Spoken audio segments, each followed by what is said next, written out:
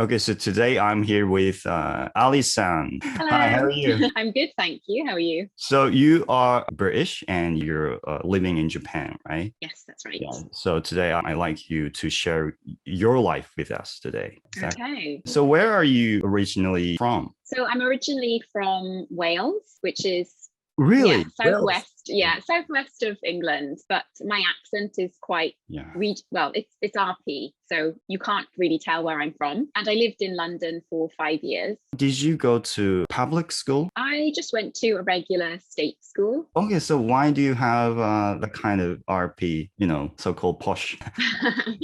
That's a good question. I suppose my mum has RP accent, so perhaps that's where I picked it up. I don't really know why.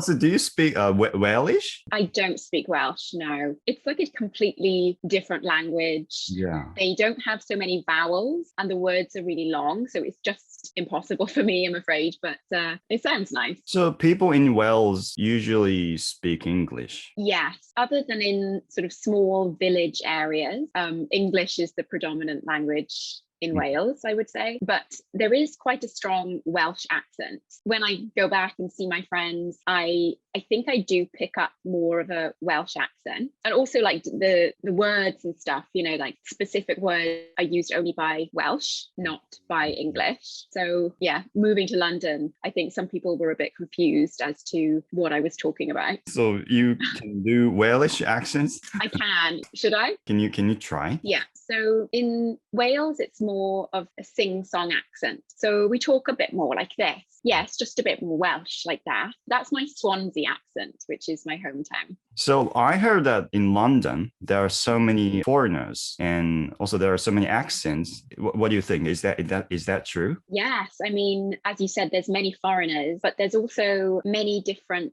dialects around, well, London now, but also in the UK. And I think, the pronunciation is not just the way that you were brought up, but it's also association and identity to certain groups of people. Even some foreign people, you find that they've got, like, for example, a really strong Cockney accent or like a slightly Scottish accent, which, is a bit of a surprise at first because you're like, oh, the image and the sound are two really different things. So what brought you to Japan? So did you have any interest in Japan when you were in UK? It's a really good question and quite a complicated answer. I'd say that there are a number of factors why I moved to Japan, but the main one was probably just because I wanted to experience a completely new culture, something very different to what I knew. And yes, I did have an interest in Japanese culture when I was living in the UK.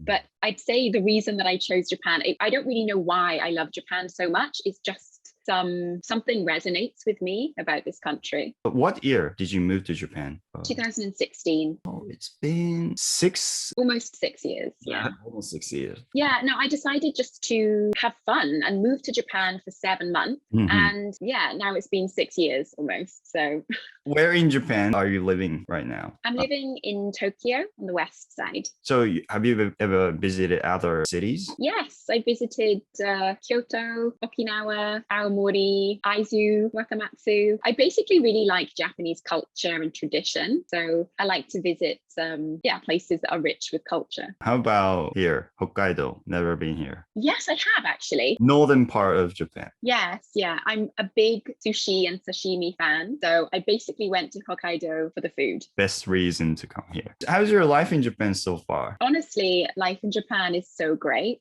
I mean, I really do love living here. And to be honest, I see myself staying here for the foreseeable future. What is biggest difference between Japan and the UK? I mean, there are a lot, but I'd say probably one of the main things is people's attitude. So in the West, or at least in the UK, it's very much about me and who I am and what I represent. And there's an encouragement to stand out and be an individual, to be unique. But in Japan, it really is about the collective, and everybody has to contribute contribute to this really calm community feeling. Yeah, so I think there's a big difference in that, in many different ways. It's more about the collective, and I feel that gives people living in Japan like a real sense of peace and calm, because we're not all fighting to be different or to stand out. It's just like everyone knows the rules and does the same, and it's really calm. Right. I also feel that in Japan, it's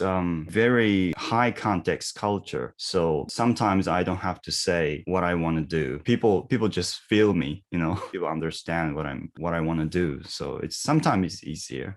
I think, yeah, like as you say, I think it's a lot more subtle, and there's a connection, a delicate sort of like social construct where people understand or people follow these rules. But a lot of these rules are unspoken. No one sits you down and says, this is what you should do. But over time, you do pick them up and you start learning, and you watch other people. Like even now, almost 6 years later, there are still situations where I have to watch what other people are doing so that I kind of know, okay, this is the way it is here, kind of thing. I wish that someone just wrote a book about all of the unspoken Japanese rules for foreigners, because it would just be so much easier. So is there anything you like living in Japan other than that? Yeah, so many things. I think probably the main thing is the people. And I really feel that in Japan, people want to live with peace. People just want to be peaceful. As a result of that, there's such a feeling of safety. There were times in London where I'd walk a bit quickly, or I'd kind of look behind to check no one was following me.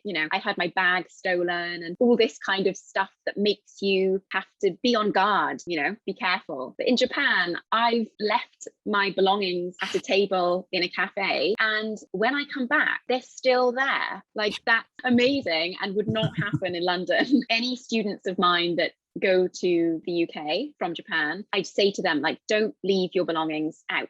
Don't show people your cash, just be a bit more careful. That's true. So I have been living in Thailand for 7 years. So, hey, Daijiro, this is not Japan. So don't leave your phone. Don't leave your iPhone on the table. No way. Okay. So coming to Japan from a culture where you have to watch your items and be careful, it's such a relief, and I can relax and just enjoy feeling safe. That's something really beautiful about Japanese culture. What do you miss most about UK? Yeah, I should say my mum, shouldn't I?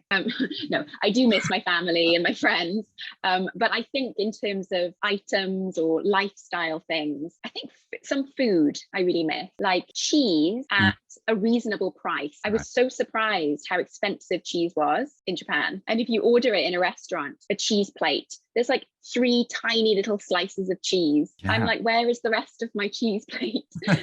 So how often do you go back to UK? My original plan was to go back once a year, just to catch up with friends and family, and also to get those items that I miss from the UK. Yeah, but the longer I've lived here, the less I'm missing, I think. Apart from the people, the products and things I'm just adapting to in Japan. And also because of Corona, I couldn't go back so much because it just wouldn't be possible. There were so many restrictions, the quarantine regulation, it wouldn't have worked for me. So due to Corona, I didn't go back so much. But I'm really, really hoping that in 2022, this will be the year that I can finally go back, and possibly that my family can come to Japan. Do you have any advice for people thinking of living in Japan? Yeah, so going back to the point that I made earlier, I think it's about being mindful of these unspoken rules and just understanding that Japan is very harmonious and peaceful because everybody complies to these rules. And I would say to any foreigner who is thinking about coming to Japan, or maybe is even new in Japan, it can be really frustrating. Like, I'm from a culture where we want to cross the road and nothing is coming. So we look, left and right, nope, nothing there. So we go across the road. But in Japan, it's like the red man is there and you mustn't move. Yeah, most of the people do that. Yeah. But it's just things like that. Like it's a lot less flexible, and there's not so much rule bending. That's true. We value rules. Yeah, I think so. It's a rule-loving country, generally.